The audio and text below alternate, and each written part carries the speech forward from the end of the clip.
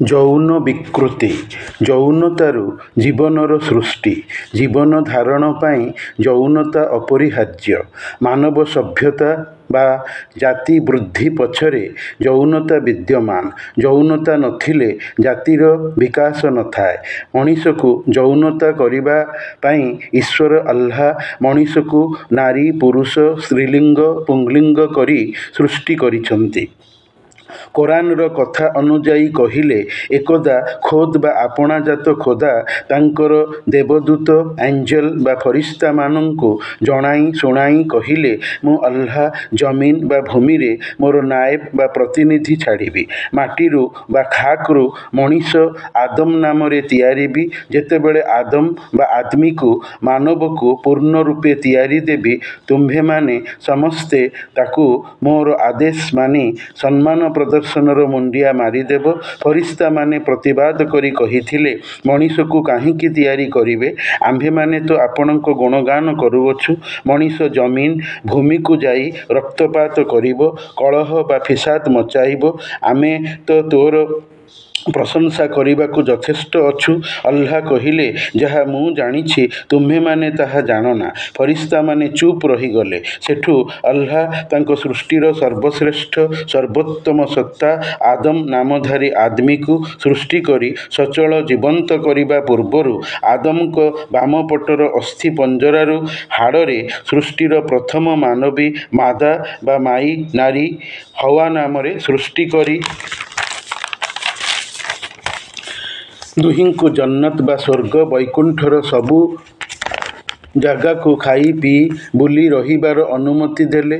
ହେଲେ ଗୋଟିଏ ନିର୍ଦ୍ଦିଷ୍ଟ ଗଛ ପାଖକୁ ଯିବାକୁ ମନା କଲେ। ଫରିସ୍ତାମାନେ ମଣିଷ ମୂର୍ତ୍ତିକୁ ସମ୍ମାନ ପ୍ରଦର୍ଶନର ମୁଣ୍ଡିଆ ମାରିଥିଲେ। ହେଲେ ନିଆଁରୁ ଜାତ ମଣିଷ ପୂର୍ବର ଇବ୍ଲିସ ବା ଶୈତାନ, ଯିଏକି ଜିନ ବଂଶଧର ଥିଲା, ସେ ଖୋଦାର ଆଦେଶ ଅବଜ୍ଞା କଲା, ମାନିଲା ନାହିଁ। ତାକୁ ପାଜି ଦୁଷ୍ଟ ମର୍ଦୁଦ କହି ଖୋଦା ଜନ୍ନତ ବୈକୁଣ୍ଠରୁ ତଡ଼ି ଦେଇଥିଲେ। ସେହି ଶୈତାନ ମଣିଷ ଆଦମ ପାଖକୁ ଆସି ତାଙ୍କୁ ଓ ତାଙ୍କ ବିବି ପତ୍ନୀ ହୱାଙ୍କୁ ବହଲାଇଲା, ଫୁସୁଲାଇଲା।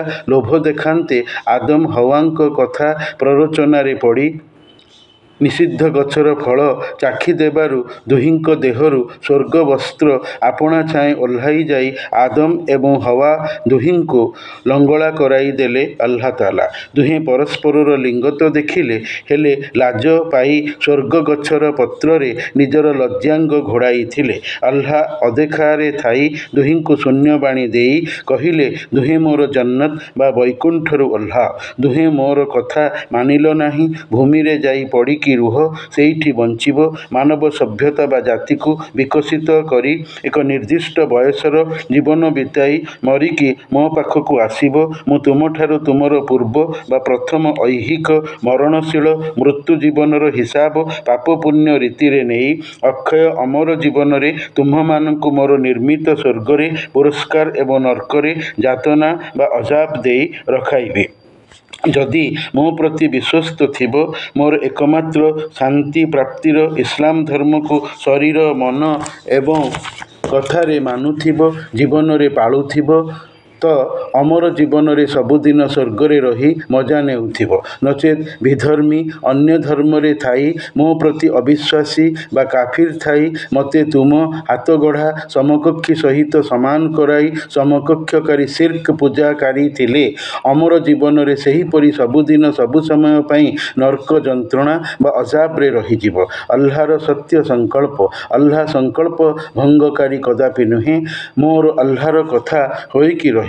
ମଣିଷ ମୋର ଆଲ୍ଲାହର କଥା ବଦଳାଇ ପାରିବ ନାହିଁ। ଯଦି ବଦଳାଇଥାଏ, ତେବେ ସୃଷ୍ଟିର ସବୁ ମଣିଷ ମରି ବଞ୍ଚିକି ଉଠିବାର ଦିନ ଏକାଥରକରେ କୟାମତ ବା ବିଚାର ଦିବସରେ ବଦଳ କଥାକୁ ନେଇକି ଆସିବ। ଆଲ୍ଲାହ ପ୍ରଥମେ ତିଆରି କରେ, ପୁଣି ଧ୍ୱଂସ ବା ଫନା ପରେ ମଣିଷକୁ ଦ୍ୱିତୀୟ ବାର ତିଆରିବ। ଆଲ୍ଲାହ ସବୁକିଛି ସବୁ ପ୍ରକାରେ କରିପାରେ। ଆଲ୍ଲାହ ପ୍ରତ୍ୟେକ ଜିନିଷ ଉପରେ କରିବା ପଣ କର୍ତ୍ତୃତ୍ୱ ରଖେ। ଆଲ୍ଲାହ ହର ଚିଜ ପର କାଦିର ହୈ। ମଣିଷକୁ ଆଲ୍ଲାହ ଯେତେବେଳେ ଲଙ୍ଗଳା କରାଇଲେ ସେବେ ସେ ମଣିଷର ଯୌନାଙ୍ଗ ଲିଙ୍ଗକୁ ଦେଖିଥିଲେ। ନହେଲେ କାହିଁକି ମଣିଷ ମନରେ ଲାଜ ପାଇବାର ଭାବନା ଦେଇ ମଣିଷକୁ ନିଜର ଯୌନାଙ୍ଗ ଯାହାକି ଲଜ୍ଜାଙ୍ଗ ଘୋଡ଼ାଇବାର ମାନସିକ ଖିଆଲ ଭରିଥିଲେ। ଯୌନାଙ୍ଗକୁ ସୁରକ୍ଷିତ ରଖି ସ୍ୱକୀୟାର ସ୍ୱାମୀ ସ୍ତ୍ରୀ ପ୍ରେମ ଏବଂ ପରକୀୟାର ବେଶ୍ୟାପ୍ରୀତି ପ୍ରେମମତ୍ତ କରାଇବା ନିମିତ୍ତ କେବଳ। ସେବେଠାରୁ ନେଇକି ଆଜି ପର୍ଯ୍ୟନ୍ତ ମଣିଷ ବୈଧ ଅବୈଧ ଯୌନ ସମ୍ପର୍କ ରଖିଆସିଛି ଏବଂ କହିଛି ଯୌନତା ଜୀବନର ନିଶ୍ଚିତ ଚାହିଦା ବା sex is a definite urge D.H. Lawrence ଇଂରାଜୀ ଲେଖକଙ୍କ ଦ୍ୱାରା। ସୁତରାଂ ମଣିଷ ଯୌନତା କରିଛି, କରିବାକୁ ବାଧ୍ୟ ହୋଇଛି। ମଣିଷର ଏତାଦୃଶ ଯୌନତା ତାର ମନରେ ପରିତୃପ୍ତି ତଥା ଅବଶୋଷ ଅବସାଦ ବା ଦୁଃଖ ବି ଆଣିଛି। ପାପବୋଧରେ ପଡ଼ିକି, ଆକର୍ଷଣରେ ଆସିକି, ସ୍ୱକୀୟା ବା ଦାମ୍ପତ୍ୟ ବୈବାହିକ ସାମାଜିକ ସ୍ୱୀକୃତିପ୍ରାପ୍ତ ମଣିଷର ଯୌନତା ବା ଯୌନଚର୍ଯ୍ୟା ଯୌନ କ୍ରିୟାରେ ଅଛି ଯୌନତାର ପରିତୃପ୍ତି ଜନିତ ସୁଖ। କାରଣ ଧାର୍ମିକ ଦୃଷ୍ଟିକୋଣରୁ ଏହା ପାପ ବା ଅପକର୍ମ ନୁହେଁ। ମଣିଷ ତାର ଜୀବନ ବିତାନ ବା ଅତିବାହିତର ଗୋଟିଏ ନିର୍ଦ୍ଦିଷ୍ଟ ବୟସକୁ ଆସିଗଲେ, ଉପନୀତ ହୋଇଗଲେ, ପହଞ୍ଚି ସାରିଲେ ଯୌନତା ଜୀବନ ପାଇଁ ଚାହିଦା ବା ଆବଶ୍ୟକ ହୋଇଥାଏ। ସେଇଟି ହୋଇଥାଏ ବିବାହରେ, ପୁଣି ଯୌବନରେ। ମଣିଷ ଯୌବନରେ ହିଁ ସାଧାରଣତଃ ବିବାହ କରେ, କାରଣ ଯୌବନ ଜୀବନର ପୂର୍ଣ୍ଣତା। ଯୌବନରେ ମଣିଷ ଶରୀର ମନ ଗଠନରେ ସବୁ ଦିଗରୁ ସବୁଆଡ଼ୁ ସୁନ୍ଦର ମହନୀୟ ଦିଶେ, ଦେହ ବଳିଷ୍ଠ, ଉତ୍ତେଜିତ ହୁଏ। ସ୍ତ୍ରୀଲିଙ୍ଗ ପୁଂଲିଙ୍ଗ ଏହି ସମୟରେ ପରସ୍ପର ପ୍ରତି ଆକର୍ଷିତ ପ୍ରଲୋଭିତ ହୋଇଥାନ୍ତି। ସୌନ୍ଦର୍ଯ୍ୟର ମାଦକତା ବା ଚାରୁତା ଯୌବନରେ ଦେହ ମନ କଥା କାର୍ଯ୍ୟରୁ ଫୁଟି ବାହାରେ। ମଣିଷ ଯୌନତା କରିବା, ଯୌନ ମନସ୍କ ବା ଚିନ୍ତିତ ହେବାକୁ ପସନ୍ଦ କରେ। ଯୌବନ ଏଥିପାଇଁ ବିଷମକାଳ, ସଙ୍କଟମୟ ଜୀବନିକ ଅବସ୍ଥା। ମଣିଷ ମାନିପାରେ, ନ ମାନି ବି ପାରେ। ତଥାପି ମଣିଷ ଧର୍ମୀୟ ବାତାବରଣ ଭିତରେ ଥାଇ ଜୀବନ ବିତାଏ। କାରଣ ମଣିଷ ଯୋଉ ଈଶ୍ୱର ବିଶ୍ୱାସ ମନରେ କରିଛି, ସେଇ ଈଶ୍ୱର ମଣିଷକୁ ଜାତ କରାଇ ପୁରାଣ ଶାସ୍ତ୍ର ତାଙ୍କ ବାଣୀରେ ଚେତାବନୀ ଦେଇ ସତର୍କ ସାବଧାନ କରାଇ କହିଛନ୍ତି, ହେ ମଣିଷ, ତୋତେ ମୋରି ପୂଜା ପାଇଁ ମୁଁ ଆଲ୍ଲାହ ଜାତ ବା ଜନ୍ମ କରିଛି, ମା ପେଟରେ ଭ୍ରୂଣ ସଞ୍ଚାର କରାଏ। ମଣିଷର ସହବାସ ବା ଇଣ୍ଟରକୋର୍ସ ବା ଯୌନ କାର୍ଯ୍ୟର ଉଦାହରଣ ଦେଇ କୋରାନରେ କହିଛନ୍ତି, ପୁରୁଷ ମଣିଷ ନାରୀ ମନୁଷ୍ୟ ଉପରେ ଛାଇଯିବାରୁ ନାରୀର ପେଟରେ ହାଲୁକା ହୋଇ ମୋର ପ୍ରଦତ୍ତ ପିଲା ହେବାର ଭ୍ରୂଣ ସଞ୍ଚାରିତ ହେବାରେ ଦୁହେଁ ମୋତେ ପ୍ରାର୍ଥନା କରି କହିଲେ, ହେ ଆଲ୍ଲାହ, ଆମର ସ୍ରଷ୍ଟା ଏବଂ ପାଳକ, ଆମକୁ ତୁ ଯେମିତି ଚାହିଁବୁ ପିଲା ଦେବୁ। ଆମେ ତୋ ପ୍ରତି ସନ୍ତୁଷ୍ଟ ବା ଶୁକରଗୁଜାର କୃତଜ୍ଞ ଅଛୁ। ତେଣୁ ଆଲ୍ଲାହ ଚାହୁଁଛନ୍ତି ମଣିଷ ବିବାହ କରି ବୈଧ ରୀତିରେ ଯୌନ ଜୀବନ ବିତାଉ, ଯୌନଚର୍ଯ୍ୟା ବା ବିତାନ କରୁ। ସେ କହିଛନ୍ତି, ଆଲ୍ଲାହ, ମୁଁ ମଣିଷକୁ ବଜାରି ବେଲଜ୍ଜା ବା ବେହାୟା କଥା କହେନା। କିନ୍ତୁ ପୁଣି ଏହି କଥାକୁ ପ୍ରତିପକ୍ଷ ବା କଣ୍ଟ୍ରାଡିକ୍ଟ କରି କହିଛନ୍ତି, ମୁଁ ଆଲ୍ଲାହ ଯାହାକୁ ଚାହେଁ ଭଲ କରାଏ, ଯାହାକୁ ଚାହେଁ ମନ୍ଦ କରାଏ, ଯାହାକୁ ଚାହେଁ ପୁଅ ଦିଏ, ଯାହାକୁ ଚାହେଁ ଝିଅ ଦିଏ, ଯାହାକୁ ଚାହେଁ ଝିଅ ପୁଅ ମିଶାଇ ଦିଏ ଏବଂ ଯାହାକୁ ଚାହେଁ କିଛି ସନ୍ତାନ ସନ୍ତତି ନ ଦେଇ ବନ୍ଧ୍ୟା ବାଞ୍ଝ କରି ରଖିଦିଏ। ଶୈତାନ ମଣିଷର ମୁକ୍ତ ଶତ୍ରୁ। ଇନ୍ନା ଶୈତାନ ଲିଲ୍ ଇନସାନ ଆଦୁଉମ୍ ମୁବିନ୍। ମଣିଷ ଶୈତାନକୁ ସାଙ୍ଗ ସାଥୀ ଉପାସ୍ୟ ବା ମାବୁଦ ବା ପୂଜାଯୋଗ୍ୟ କଦାପି ନ ମାନୁ। ମନର ଇଚ୍ଛା ଆକାଂକ୍ଷା ବା ଖ୍ୱାହିଶ ପଛରେ ନ ପଡ଼ୁ। ପଡ଼ିଲେ ମୋର ପ୍ରକୃତ ପଥରୁ ମଣିଷ ବିଚ୍ଛିନ୍ନ ହୋଇଯିବ। ମୋର ଦୟା ଆଉ ପାଇବ ନାହିଁ। ମୁଁ ଏଭଳି ମଣିଷ ପ୍ରତି ମେହେରବାନ ବା ଦୟାଳୁ ଦୟାବାନ କରୁଣାମୟ ହେବି ନାହିଁ। ମୁଁ ଯେତିକି ଦୟାଳୁ, ମୋର ଅଜାବ ବା ଯନ୍ତ୍ରଣା ଯାତନା ସେତିକି କଠୋର ତଥା ଦୀର୍ଘସ୍ଥାୟୀ। ମୋତେ ହିଁ ମଣିଷ ନିଜର କାମକର୍ତ୍ତା ବା କାରସାଜ ମାନୁ। ମଣିଷକୁ ପରୀକ୍ଷା ବା ଆଜମାଇଶରେ ମୁଁ ଆଲ୍ଲାହ ତାର ମନକୁ ବିଚଳିତ ଦଳାୟିତ କରାଇ ଏବଂ ଇବ୍ଲିସ୍ ବା ଶୈତାନ ଜରିଆରେ କରାଇବି। ବିନା ପରୀକ୍ଷାରେ ଭଲ ମଣିଷର ପରିଚିତି ନାହିଁ। ଯୌନ ବିକୃତି କହିଲେ ମଣିଷର ଯୌନ ପାଗଳାମୀ ବା ବିକାରଗ୍ରସ୍ତତାକୁ ବୁଝାଏ। ମଣିଷର ମନ ବଡ଼ ବିଚିତ୍ର ବା ଅଜବ। ତାର କଳନା ସର୍ବଦା ସହଜ ନୁହେଁ। ମଣିଷର ମନ ତାର କାର୍ଯ୍ୟର ଆୟତ୍ତକାରୀ। ମନ ମଣିଷକୁ ଚଳାଏ, ପରିଚାଳିତ କରାଏ। ତେଣୁ ମଣିଷର ଯୌନ ବିକୃତି ବା ବିକାରତା ତାର ଅନ୍ତରୀଣ ଇଚ୍ଛାରୁ ବାହାରେ ପ୍ରକାଶିତ କାର୍ଯ୍ୟରୂପ ଦ୍ୱାରା ସଂସାଧିତ ହୋଇଥାଏ। ଆଉ ବାହାର ମଣିଷ ଦେଖି ସେଇ ମଣିଷକୁ ଦୋଷ ଦେଇ କହେ, ଶଳାର ଯୌନ ପାଗଳାମି ବାହାରିଲାଣି, ଯୌନ ବିକୃତି ଦେଖାଗଲାଣି। ଯୌନ ବିକୃତି ଧର୍ମ ଦୃଷ୍ଟିରୁ ଦେଖିଲେ ପାପାଚାର, ପାପକର୍ମ ବା ଗୁହ୍ନା। କାରଣ ଦିବ୍ୟ ପବିତ୍ର ଗ୍ରନ୍ଥ କୋରାନରେ ଉଲ୍ଲେଖ ଅଛି କି ପୈଗମ୍ବର ଲୁତ୍, ଯିଏକି ପୈଗମ୍ବର ଇବ୍ରାହିମଙ୍କ ପୁତୁରା ଥିଲେ, ସଦୁମ୍ ନାମକ ମାନବ ବସ୍ତିରେ ବାସ କରୁଥିଲେ ସ୍ତ୍ରୀ ଏବଂ 2 ଜନ୍ମିତ ଯୁବତୀ ଝିଅଙ୍କୁ ନେଇକି। ଲୁତ୍ଙ୍କ କମ୍ ବା ଗୋଷ୍ଠୀର ଲୋକେ ସମଲିଙ୍ଗୀ ଯୌନ ସମ୍ପର୍କ ପୁରୁଷର ପୁରୁଷ ସହିତ ଜୋର ସୋରରେ କରୁଥିଲେ। ସେମାନେ ଲୁତ୍ଙ୍କ କଥାକୁ ଜମାରୁ ମାନୁନଥିଲେ ଏବଂ ଲୁତ୍ଙ୍କ ସ୍ତ୍ରୀ କାଫିର ବା ଅବିଶ୍ୱାସୀ ଥିଲେ। ସେ କମ୍ର ପକ୍ଷପାତୀ ଥିଲେ, ସ୍ୱାମୀଙ୍କର ନଥିଲେ। ଯେବେ ମଣିଷର ଅମାନିଆପଣ ସୀମା ଟପିଗଲା, ଆଲ୍ଲାହ ଚାହିଁଲେ ସଦୁମର ସେହି ମାନବ ବସତିକୁ ତବାହ ବା ଧ୍ୱଂସ ବରବାଦ କରିଦେବାକୁ। 2 ଜଣ ଫରିସ୍ତା ବା ଦେବଦୂତଙ୍କୁ ସୁଶ୍ରୀ ରୂପବାନ ଯୁବକ ବେଶରେ ଲୁତ୍ଙ୍କ ଘରକୁ ଅତିଥି କରାଇ ପଠାଇଲେ। ସେହି 2 ଯୁବକଙ୍କୁ ଦେଖି ଲୁତ୍ଙ୍କର ସ୍ତ୍ରୀ ଚଞ୍ଚଳ ଯାଇ ଗୋଷ୍ଠୀଙ୍କୁ ଖବର ଦେଲେ କି ଆମ ଘରକୁ 2 ଜଣ ସୁନ୍ଦର ଯୁବକ ଆସିଛନ୍ତି, ତୁମକୁ ଯଦି କରିବାକୁ ଅଛି ତ ଶୀଘ୍ର ଆସ। ଏହା ଶୁଣି ପୁରୁଷ ଲୋକ ଦଳ ଦଳ ହୋଇ ଲୁତ୍ଙ୍କ ଘରକୁ ଆସିଲେ ସମଲିଙ୍ଗୀ ଯୌନ ବିକୃତ ହେବାକୁ। ଲୁତ୍ ଲୋକଙ୍କୁ ଗୁହାରି କଲେ କି ଏମାନେ ମୋର ଅତିଥି, ମୋର ଝିଅ ଅଛନ୍ତି, ତୁମକୁ ଯଦି କରିବାକୁ ଅଛି ତ ମୋ ଝିଅଙ୍କୁ କର, ମୋତେ ଅତିଥିଙ୍କ ସାମ୍ନାରେ ରୁସୁଆଇ ବା ଅପଦସ୍ଥ କରନା। ଲୁତ୍ଙ୍କ ଲୋକମାନେ କହିଲେ, ତୁମେ ଭଲ ଭାବେ ଜାଣ ଆମର ଯାହା ଉଦ୍ଦେଶ୍ୟ, ତୁମ ଝିଅ ପ୍ରତି ଆମେ ଆସକ୍ତ ନୋହୁଁ। ଫରିସ୍ତା ଲୁତ୍ଙ୍କୁ ଅଭୟ ଦେଇ କହିଲେ, ଆପଣ ବ୍ୟସ୍ତ ହୁଅନ୍ତୁ ନାହିଁ, ସେମାନେ ଆମ ପାଖକୁ ଆସିପାରିବେ ନାହିଁ। ଜବରଦସ୍ତି ଧସେଇ ପଶନ୍ତେ, ଫରିସ୍ତା ଲୋକଙ୍କୁ ମୁଥ ମାରି ଲହୁଲୁହାଣ କରନ୍ତେ, ଡରିଯାଇ ଲୋକେ ଛତ୍ରଭଙ୍ଗ ଦେଲେ। ଫରିସ୍ତା କହିଲେ, ଆଲ୍ଲାହ ଆମକୁ ଏହା କହି ଆପଣଙ୍କ ପାଖକୁ ପଠାଇଛନ୍ତି କି ଆପଣଙ୍କ ପରିବାର ଧରି କିଛି ରାତି ଥିବ, ଆମେ ଯେଉଁଠିକୁ ଆପଣଙ୍କୁ ଯିବାକୁ କହିବୁ ଠିକ୍ ସେଇଠିକି ଯିବେ। ଖବରଦାର, ଆପଣଙ୍କ ଭିତରୁ କେହି ଯେମିତି ପଛକୁ ମୁହଁ ବୁଲାଇ ଚାହିଁବେ ନାହିଁ, ହେଲେ ଆପଣଙ୍କ ସ୍ତ୍ରୀ ରହିଯିବ। ତାଙ୍କ ଉପରେ ଆଲ୍ଲାହଙ୍କର କାହେର ବା ଗଜବ ବା ଆକ୍ରୋଶ ଆସିବ। ଆମେ ଭୋର ସକାଳରେ ଏହି ସଦୁମ୍ ନାମକ ମାନବ ବସ୍ତିକୁ ଧ୍ୱଂସ କରିଦେବୁ। କ'ଣ ସକାଳ ଆସିବାକୁ ଡେରି ଅଛି? କାରଣ ଏଠିକାର ଲୋକେ ଅମାନିଆ। ଲୁତ୍ ତାଙ୍କର ପରିବାର ଧରି ଫରିସ୍ତା ଦେବଦୂତଙ୍କ ନିର୍ଦ୍ଦେଶ ମାନି ଘର ଛାଡ଼ି ଚାଲି ଯାଉଥିବା ବେଳେ ସ୍ତ୍ରୀ ୱାଲିଆ ପଛ ବୁଲାଇ ଚାହିଁ ଦେବାରୁ ପାହାଡ଼ ଉପରେ ପଥର ମୂର୍ତ୍ତି ପାଲଟିଗଲେ। ମୋବାଇଲ ଦେଖନ୍ତୁ। ଆଜି ପର୍ଯ୍ୟନ୍ତ ଏଇଭଳି ସ୍ଥିତିରେ ସେ ଅଛନ୍ତି। ଜୋର୍ଡାନ ଦେଶରେ ଏହା ଅଛି। କୋରାନର ବକ୍ତବ୍ୟ ନ ହୋଇ ହଦିସର ବକ୍ତବ୍ୟ। ଗନ୍ଧକ ବୃଷ୍ଟି ପ୍ରବଳ ଭାବରେ କରାଇ ଆଲ୍ଲାହ ସେହି ବସ୍ତିକୁ ବରବାଦ କରାଇ ଦେଲେ। ଏବେ ତାହା ଡେଡ୍ ସି ବା ମଲା ସମୁଦ୍ରରେ ପରିଣତ ହୋଇଯାଇଛି। ମୋବାଇଲ ଦେଖନ୍ତୁ। ମଣିଷର ବେହିଆମି ହେବାର ଏହା ପ୍ରତିଫଳ। ଆଲ୍ଲାହ କୋରାନରେ କହିଛନ୍ତି, ତୁମ୍ହେଁ ଉସି କା ବଦଲା ଯୋ କରତେ ଥେ, ତୁମକୁ ତାହାରି ବଦଳ ଯାହା କରୁଥିଲ। ମଣିଷକୁ ଇବ୍ରତ ବା ଶିକ୍ଷା ହାସଲ କରିବା ପାଇଁ ଆତ୍ମିକ ସୁଧାର ନିମିତ୍ତ ଆଲ୍ଲାହର ଏହା ପ୍ରଯତ୍ନ ଏବଂ କୋରାନରେ ଉଲ୍ଲେଖକରଣ।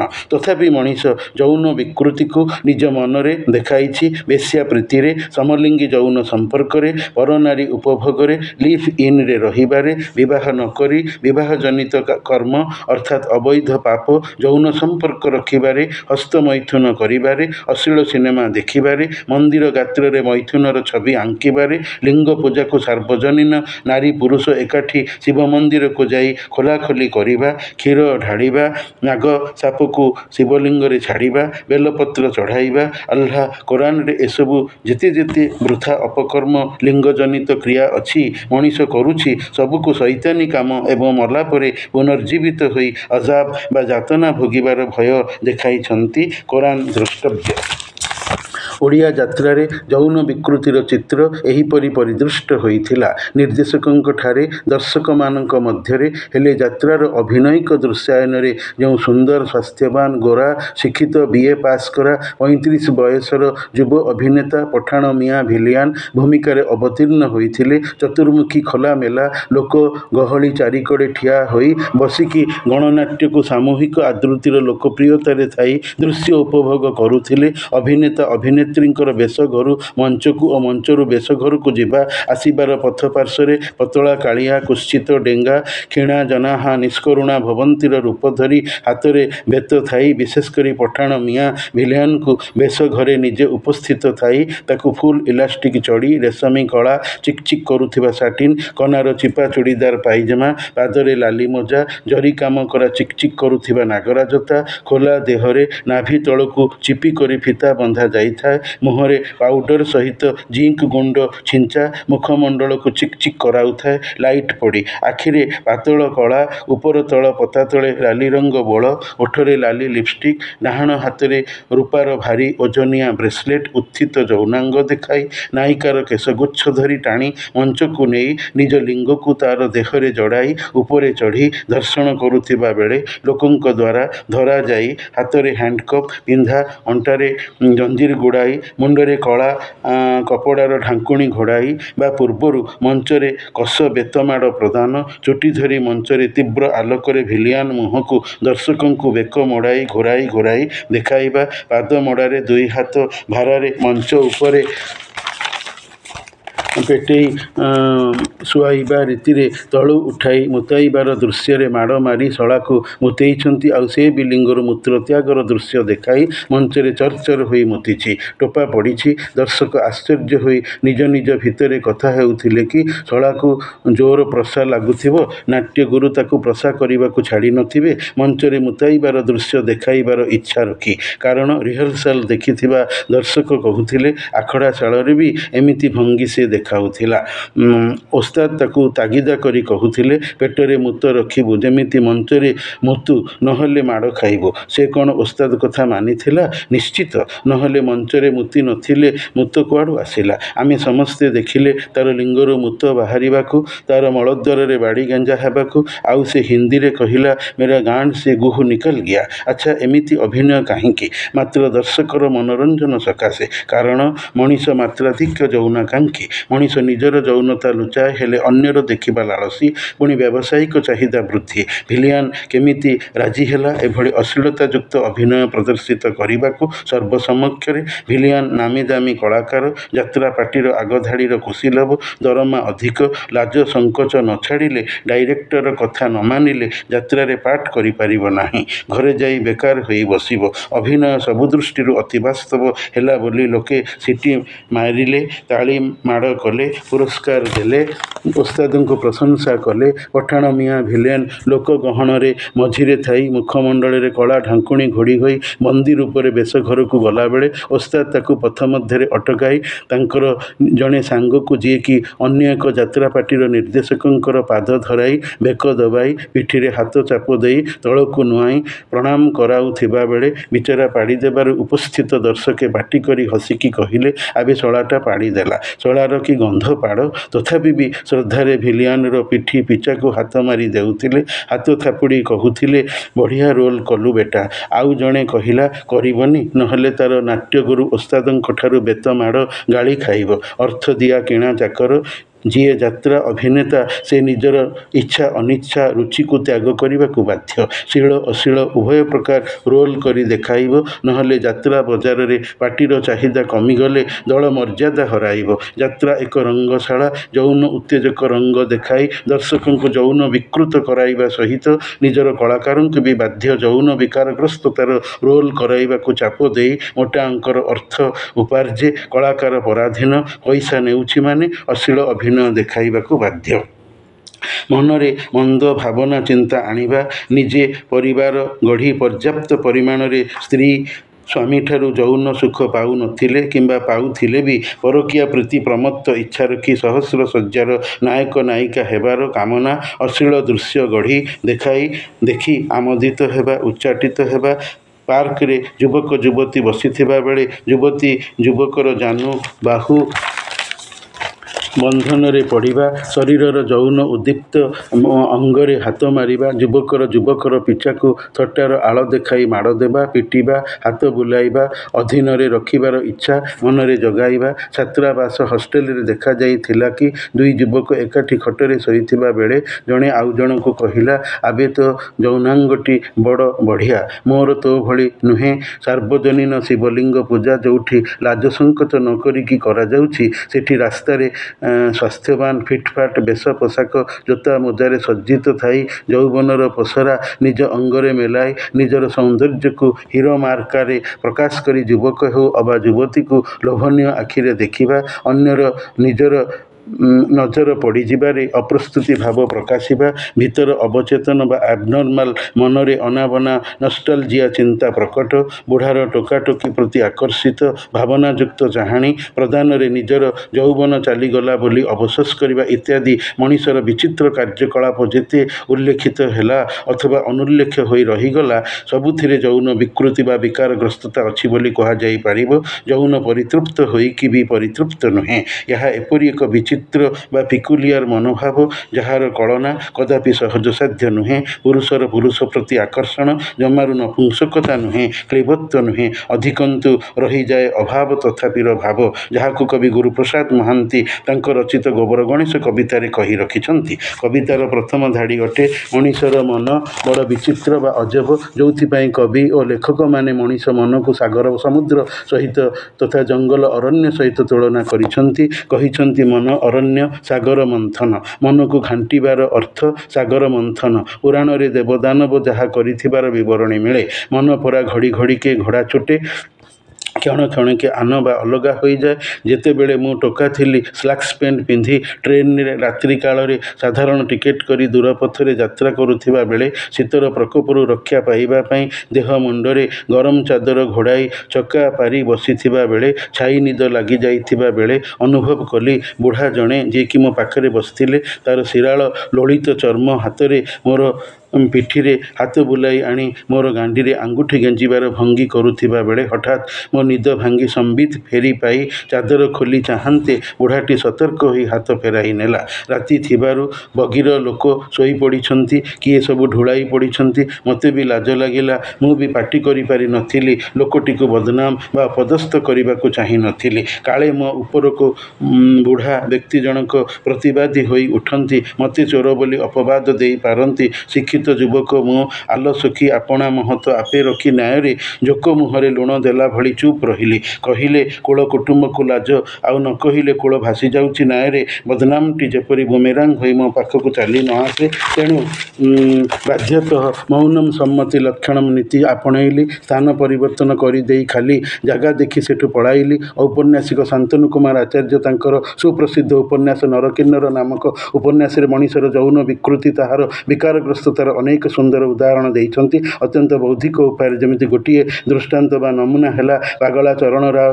ଚୁଲି କୋଇଲାରେ କାନ୍ଥରେ ନାରୀର ଉଲଗ୍ନ ମୂର୍ତ୍ତିର ଚିତ୍ରାଙ୍କନ ବଡ଼ ବିଚିତ୍ର କରି ଆଙ୍କିଛି। ଲେଖକର ବର୍ଣ୍ଣନାରୁ ସମଜଦାର ପାଠକ ଏହା ବୁଝେ କି ଅବଦମିତ ବା ଚାପି ହୋଇ ରହିଯାଇଥିବା ଅତୃପ୍ତ ଯୌନ କାମନାର ଏହାର ଦୁଃଖମୟ ମନର ବିକାରଗ୍ରସ୍ତତାର ଚିତ୍ରାଙ୍କନ। ମୁଁ ଯାହା ଶୁଣିଛି, ଦୁର୍ଗା ମହିଷାସୁରକୁ ସହଜରେ ମାରି ନ ପାରିବାରୁ ନିଜେ ଉଲଗ୍ନ ହୋଇ ଯାଆନ୍ତେ, ଅସୁର ନିବୀର୍ଯ୍ୟ ବା ବଳହୀନ ହୋଇ ପଡ଼ିବାର ସୁଯୋଗରେ ଦେବୀ ଦୁର୍ଗା ତେଣ୍ଟାରେ ମହିଷାସୁରକୁ ବଧ କରି ଦେଇଥିଲେ। ଯୌନ ବିକୃତିର ଏହାଠୁ ବଡ଼ ସୁନ୍ଦର ଉଦାହରଣ ଆଉ କ'ଣ ହୋଇପାରେ? କୋଣାର୍କର ମନ୍ଦିର ଗାତ୍ରରେ ନିହିତ ମୈଥୁନର ମୂର୍ତ୍ତିରୁ ଏହା ସ୍ପଷ୍ଟ ପ୍ରତିପନ୍ନ ହୁଏ କି ଶିଳ୍ପୀ କାରିଗରମାନେ ବର୍ଷ ବର୍ଷ ଧରି ସ୍ତ୍ରୀ ପିଲାଙ୍କୁ ଛାଡ଼ି ଏକାକୀ ରାଜା ଆଦେଶରେ ରହିବା ଜନିତ ଦୁଃଖ ଅବଶୋଷ ସେମାନଙ୍କୁ ଏଭଳି ଯୌନ ବିକାରଗ୍ରସ୍ତ କରିପକାଇଥିବା କାରଣରୁ ସେମାନେ ତାଦୃଶ ଚିତ୍ରାଙ୍କନ ପାଷାଣ ଗାତ୍ର ବା ଦେହରେ ଖୋଦନ କରିଦେଇ ଯାଇଛନ୍ତି। ଲୋକମୁଖରୁ ଯାହା ଶୁଣାଯାଇଅଛି, ଏହିଭଳି ଯୌନ ବିକୃତିର